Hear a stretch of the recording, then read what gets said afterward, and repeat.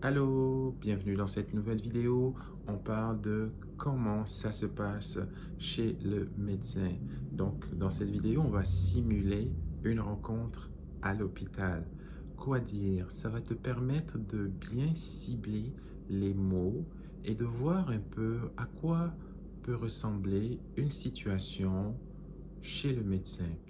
Oh, j'allais oublier. Aujourd'hui, on couvre 3 situations. Chez le médecin, le 811 et à la pharmacie, ce sont les 3 services les plus importants quand on parle de santé au Québec. C'est parti. Bonjour docteur, j'ai mal au ventre depuis 2 jours. Aïe aïe. Mal au ventre, ok. Et c'est où exactement? Plutôt en haut, en bas, sur le côté? Oui, c'est en bas à droite et ça fait comme des crampes. Ok. Est-ce que la douleur est constante ou elle va et vient? Elle va et vient surtout après les repas. D'accord. Avez-vous de la fièvre ou des nausées? Oui, docteur, un peu de nausées, mais pas de fièvre.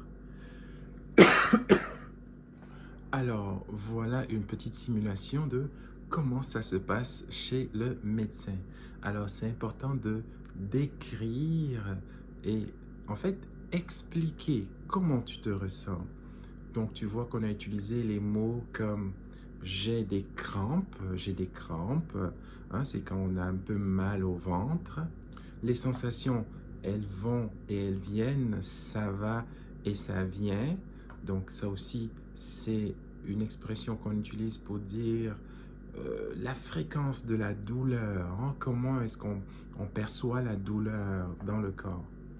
Et une douleur intermittente, comme on dit, surtout après les repas. Hmm? Surtout après les repas pour préciser à quel moment est-ce qu'on ressent ces douleurs-là. Donc, on évite vraiment des expressions comme j'ai chaud au ventre ou mon ventre est mal. Ok? J'ai mal au ventre, j'ai des crampes, j'ai des douleurs, ça va et ça vient. Donc, quand on a mal à la tête, j'ai mal à la tête.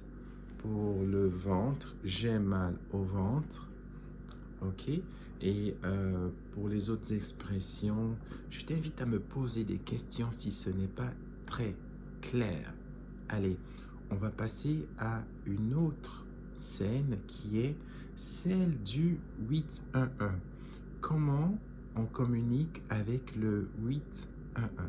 Bonsoir, j'appelle parce que j'ai la fièvre depuis ce matin.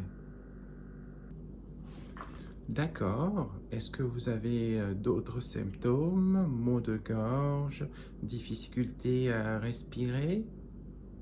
Oui, j'ai mal à la gorge et je me sens vraiment faible. Ok. Depuis combien de temps exactement?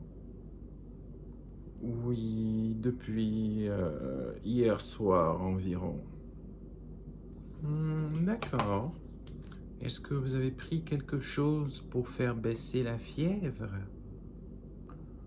Oui, j'ai pris du Tylenol il y a 2 heures.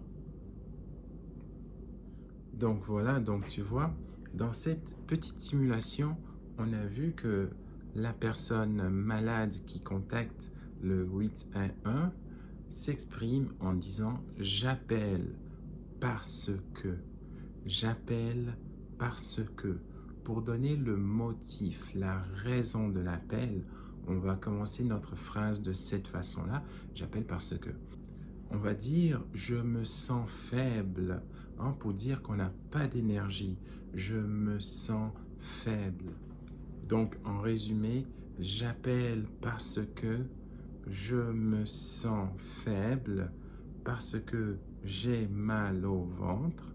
J'appelle parce que. Donc en résumé, j'appelle parce que je me sens faible parce que j'ai mal au ventre, mal à la tête depuis 1 heure, depuis 2 heures. Hein, comme ça, c'est comme ça qu'on passe le message. Et est-ce que tu as pris des comprimés? Est-ce que tu as pris des médicaments? Oui ou non? On explique de cette façon.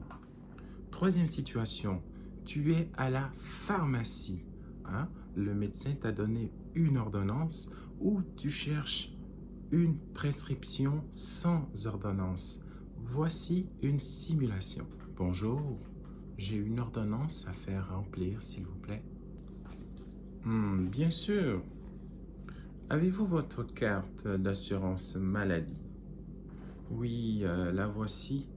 Est-ce que ce médicament peut causer des effets secondaires?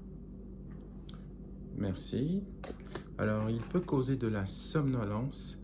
Évitez de conduire après la consommation. D'accord. Est-ce que je peux le prendre avec de la nourriture? Oui, absolument. C'est même conseillé pour éviter les nausées.